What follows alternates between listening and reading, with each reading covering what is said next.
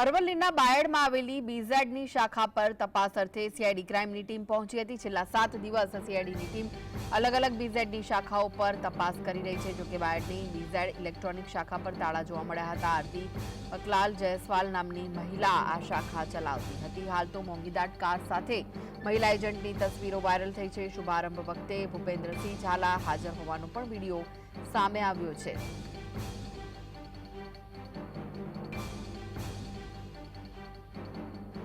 તો આ વિશે વધુ માહિતી માટે જોડાઈ ગયા છે સંવાદદાતા રાકેશ। શું વધુ વિગતો મળી રહી છે આ સમગ્ર મામલે?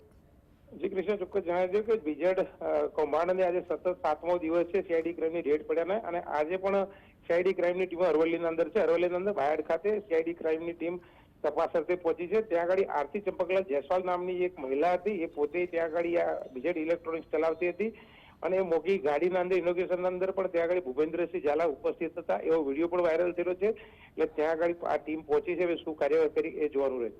જી જી, આભાર માહિતી આપવા માટે।